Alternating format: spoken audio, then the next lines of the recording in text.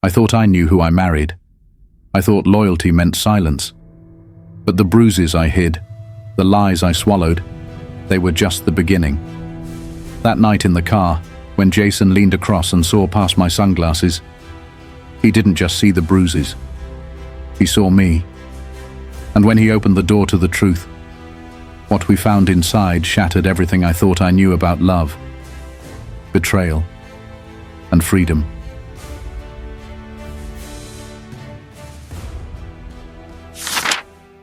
The rearview mirror trembled slightly as Hannah leaned forward, applying a final stroke of crimson lipstick. She checked herself from every angle, flawless, as always. Her husband insisted she looked perfect before any public appearance, even if he rarely noticed the effort. Jason sat quietly in the front seat, eyes flicking up through the mirror every few seconds. The air between them crackled with tension, not the kind born from awkwardness, but from something unspoken, something simmering. She caught his gaze in the mirror and held it. He didn't look away this time. "Does it look okay?" she asked, smudging her lower lip gently. He turned around, voice low. "You always look better than okay." Hannah's hand paused. For a second, neither of them breathed. Then, without warning, Jason climbed from the driver's seat and slid into the back. Their mouths met in a clash of years of denial. She dropped the lipstick, grabbing the lapel of his jacket, as his hands cradled her face like something precious and forbidden. Her breath hitched, the kind of kiss that makes time forget itself. "Jason," she whispered. A knock on the window shattered the moment. They pulled apart like school kids caught in a lie. Hannah grabbed a tissue, wiping her lips with trembling fingers.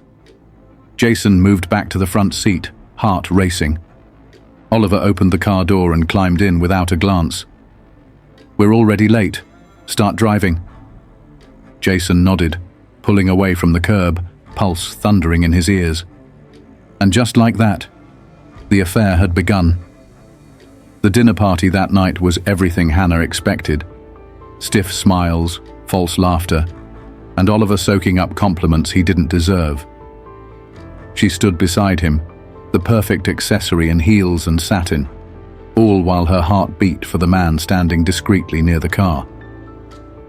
"You're quiet tonight," Oliver said under his breath. "Just tired," she replied. Tired of pretending, tired of being invisible. She caught Jason's eye as she excused herself. A silent exchange passed between them, a promise maybe, or maybe it was just hope. Back home, Oliver dismissed her with a kiss on the cheek. "I've got an early flight. Don't wait up." "I never do," she said quietly. Upstairs, Hannah stood by the window watching the driveway. Jason was still outside, standing near the car, smoking a cigarette. Something about the way he stood, tall, steady, unlike Oliver, made her want to run downstairs. She didn't, not yet. The next day, the air between them shifted again. Hannah was in the back seat, talking idly about the gala when Jason interrupted her. "Why do you stay with him?" The question hit like a slap. She blinked. "Because that's what people like me do. We smile. We wear rings. We don't make scenes." He glanced at her in the mirror. "Maybe it's time you did." She didn't reply, but she thought about it long after the ride ended.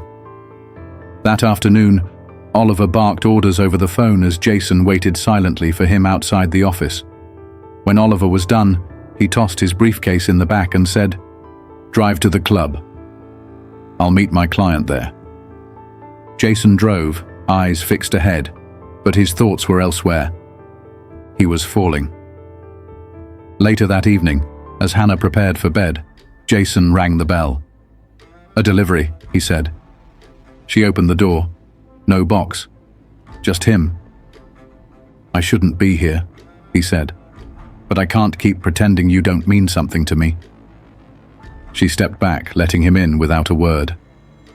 That night, the world spun differently. She woke in his arms, Not in silk sheets, but on the floor near the fire. Not in silence, but in peace. "What happens now?" she asked. "We keep going," he said, "until you're free." She nodded. "Then we burn it all down." And outside, the first cracks in Oliver's perfect world began to show. Because Jason wasn't just a driver anymore. He was the match, and Hannah was finally ready to light it. The next morning, Jason waited outside the townhouse like always, his suit pressed, his expression unreadable. But inside, he was spiraling. That kiss had changed everything. He could still taste her, feel the warmth of her skin against his palms. And now, there was no going back. Hannah stepped into the car wearing sunglasses far too big for the cloudy morning. She didn't speak as she buckled her seatbelt. Jason caught a glimpse of her hand trembling. He said nothing, respecting the silence. But when she turned slightly and the glasses slipped down just enough, his breath caught. Underneath her right eye was dark and swollen. A fresh bruise bloomed across her cheekbone. "He hit you," Jason said quietly, fury rising like bile. "Don't," Hannah whispered. "Not now, not here." Jason's knuckles turned white on the steering wheel. Halfway through the drive, she finally spoke again. "Do you think I'm a coward?" Jason's eyes met hers in the mirror. "Number, I think you've survived things most people couldn't even imagine." She looked away, out the window. "I don't feel brave. I feel stuck." "Then let's get you unstuck." Later that day, when Oliver called to say he'd be out of town overnight, Hannah didn't go back to the house. She stayed in the car. "Drive," she said. "Where to?" "Anywhere but here." They ended up parked on a hillside overlooking the city. The lights glittered below like stars fallen to earth. Jason brought her takeout noodles and a blanket from the trunk. "This isn't fancy," he said, "but it's real." She looked at him, the man who held open doors, not out of obligation but out of something deeper. Respect, care, affection. All the things Oliver hadn't shown her in years. Hannah sipped warm tea and leaned into him under the blanket. "What if I want this life, but it's not mine to take?" Jason looked at her, eyes sincere. "It is. You just have to stop asking permission." The next day, Jason picked her up from a cafe she had never dared go to before. No designer bags, no husband's money. Just herself, free, if only for an hour. "You look lighter," Jason said. "I feel awake," she replied. "But I want to be free, truly." Jason checked the rear view, then took a left turn away from the main road. "There's something I need to show you," he said. They arrived at a nondescript building in a quiet industrial district. Inside, it looked abandoned, until Jason flicked on the lights. Stacks of files, digital drives, ledgers, all marked with names. Hannah's name. Her signature. "What is this?" "Evidence," Jason said. "Oliver used your name for shell companies. He's been laundering money under your identity." Hannah backed away from the desk like it had caught fire. "Number, no, I never signed any of this." Jason opened a drawer. "This one's a forgery. We confirmed it." "How do you know?" "Because I had it analyzed by a legal team, one that protects whistleblowers." "You did this without telling me?" "Because I needed proof, so that when I asked you to take control, I could hand you the map." Tears pricked her eyes, not from betrayal, but from shock. Gratitude. Someone had finally cared enough to dig where it was dangerous. He guided her to a locked cabinet. Inside were not just documents, but something worse. Photographs, screenshots, videos. In one, Oliver stood in a hotel hallway, his arms wrapped tightly around a woman half Hannah's age, his lips pressed to her neck. Another showed him lounging in a beach resort, a different woman seated in his lap, cocktail in hand, fingers tangled in his hair. The final video made her stomach churn. Oliver in their marital bed, but not with her. Hannah stared at the screen, numb. She turned away, bile rising in her throat. He didn't just lie to me. He desecrated everything. Jason stepped forward. It's your choice what to do with all of this. But you deserve better. That night, Hannah sat alone in the master bedroom while Oliver's voice buzzed through speakerphone. I'll be late getting back. The flight's delayed. Sure, she said, folding the files Jason gave her into her purse. Take your time. When she hung up, her hands were no longer trembling. The following morning, she walked into an attorney's office with Jason at her side. Valerie Granger, grey-haired and sharp-eyed, greeted her like an old ally. I've seen your name in some ugly files, Valerie said, but I don't think you're the villain here. I just want to be done, Hannah said. Then help us put your husband in a courtroom instead of on another private jet. Valerie explained the plan. Testify, freeze the accounts, leak enough to the press to make Oliver radioactive in every boardroom he'd ever wormed into. There's risk, she warned, but there's power too. Hannah left the office with the plan in place and a phone full of encrypted messages. She wasn't scared. She was steel. That night, Oliver returned home to find Hannah dressed not in silk, but in jeans and a sweater. No dinner, he asked. No mask, she replied. He raised a brow. What's that supposed to mean? She tossed a folder on the table. It landed with a soft thud that felt like thunder. Oliver flipped it open and paled. You've been busy, he muttered. Busy surviving you, she snapped. You think you can blackmail me? I don't need to, she said, turning toward the stairs. By this time tomorrow, the world will already know. He grabbed her arm. Jason stepped out of the shadows of the hallway. You don't want to do that, he said. Oliver let go. The next morning, Oliver's name exploded across every finance headline. Accusations, seized accounts, subpoenas, and photos. Jason had filmed everything. Back in the kitchen, Hannah sipped coffee slowly, watching the sun rise through clear glass. Her phone buzzed. Valerie, it's done. Jason, proud of you. She set the phone down, looked in the mirror and smiled. Not because she was perfect, but because for the first time she was finally free. The city was just waking up, but Oliver's world was already burning. News vans clogged the gated driveway. Reporters shouted questions through the wrought iron fence. Neighbors peeked from behind curtains. The life Oliver had curated so carefully, polished, pristine, was unraveling in full view. Inside the mansion, Hannah sat in the living room, legs crossed, a cup of tea cradled calmly between her hands. Jason stood discreetly nearby, ever the silent protector. The front door slammed open. Oliver stormed inside, his face flushed with rage. "What the hell did you do?" he bellowed, waving a tablet showing news headlines blaring his name. "I told the truth," Hannah said, her voice a steady blade. "You ungrateful little—" He lunged toward her, but Jason stepped between them, his stance firm, unflinching. Oliver sneered. "So that's what this is about? You and the help?" "No," Hannah said, rising slowly. "This is about every lie you wrapped around me like a noose. And today, I'm cutting it off." Footsteps echoed down the hallway.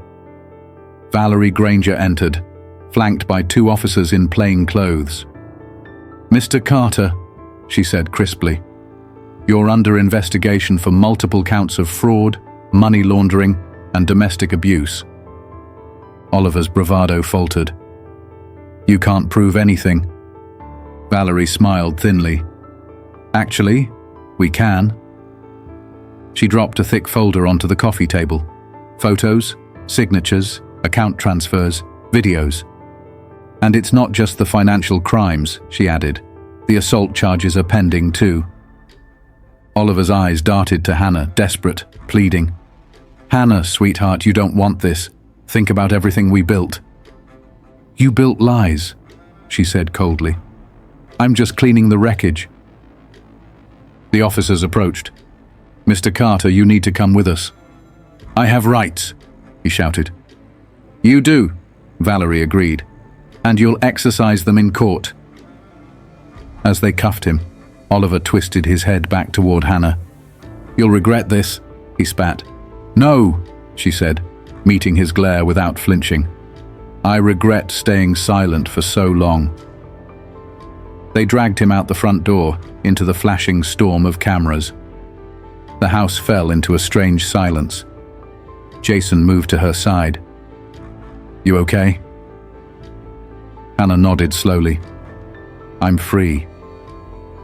A few days later, the dust had started to settle. Oliver's accounts were frozen. His cronies abandoned him. The media painted him as a fallen mogul, a cautionary tale of arrogance and greed. Hannah, meanwhile, was offered interviews, book deals, even speaking engagements. But she declined them all. She didn't want fame. She wanted peace. And maybe something more. Something real. Jason found her one evening standing alone on the rooftop terrace, watching the sun dip below the city skyline. You're thinking too hard, he said softly. She smiled without turning. Old habit. You don't have to do anything you don't want to, he said. Not anymore. She turned to face him, her eyes reflecting the gold of the setting sun. There's one thing I want, she said. Jason's heart stumbled. Stay, she whispered. He stepped closer, brushing a strand of hair behind her ear. Always, he promised. Under the open sky, free from secrets and scars, Hannah kissed him. This time no one interrupted. No fear, no shame. Just two broken souls stitching themselves whole. Months later, Hannah launched a foundation supporting women trapped in abusive relationships, offering legal aid, safe housing, and career training. The first grant came anonymously, from someone who believed in second chances.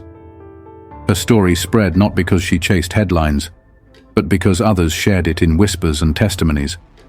How one woman chose truth over fear. Jason remained by her side, not as a rescuer, but as a partner. At the first gala fundraiser, as Hannah stood before a crowd of survivors and allies, she paused, scanning the sea of faces. Strength, she said into the microphone, isn't loud. It's not about fists or threats. Strength is the whisper inside you that says, no more.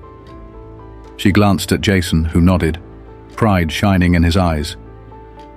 And when you finally listen to that voice, she finished, you realize you were never weak. You were simply waiting for your moment to rise. The room erupted in applause. Outside, as she stepped into the crisp night air, Hannah looked up at the stars, not searching for signs, but thanking them, thanking herself. And with a deep breath that tasted like freedom, she walked forward, into a life she had built on her terms. Smiling, fearless, and finally home. If this story moved you, like, share, and tell us, have you ever trusted the wrong person? Comment below. A month after Oliver's arrest, the mansion no longer echoed with tension. The heavy, oppressive luxury had been stripped away, replaced by something lighter, more personal. Flowers sat on windowsills, where dusty vases once gathered cobwebs. Laughter sometimes floated through the halls, something the house hadn't heard in years. One Saturday morning, Jason found Hannah in the kitchen, barefoot, hair pulled up messily, humming a song he didn't recognize. She looked happier, younger somehow. Like the heavy armor she had worn for so long had finally been set down. Coffee? She offered, lifting a second mug. He smiled. Always. They sat by the large bay window, watching the sun dance across the newly planted garden. It wasn't just a garden, it was a symbol.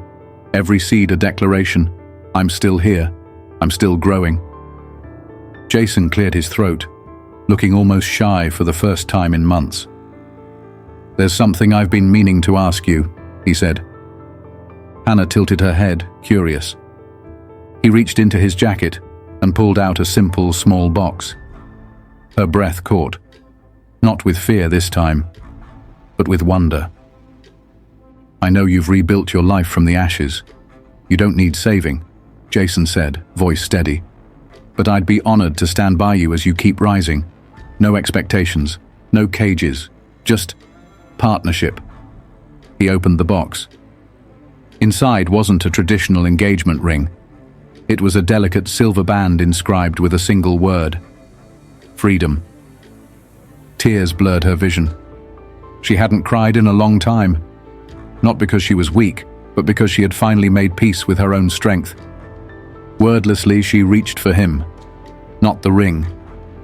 For the man who had seen her not as a trophy, not as a possession, but as a person, a survivor, a queen of her own making. She slipped the ring onto her finger, feeling its cool weight, light and strong, like herself. "Yes," she whispered. They spent the day walking through the city like any ordinary couple. No bodyguards, no private drivers, just Hannah and Jason, blending into a world that no longer felt threatening, but full of possibilities. Later that night, as they sat beneath a blanket of stars on the terrace, Jason asked, "Do you ever miss it?" The life before question mark. Hannah thought for a long moment. "I miss the dreams I once had," she said softly, "but not the cage I lived in trying to chase them." Jason nodded, understanding more than words could say. They leaned into each other, silent, content. Above them, the stars blinked lazily, indifferent to human struggles. And yet somehow tonight, they felt like they were smiling too. Because somewhere down below, a woman had reclaimed her story, and it was only just beginning.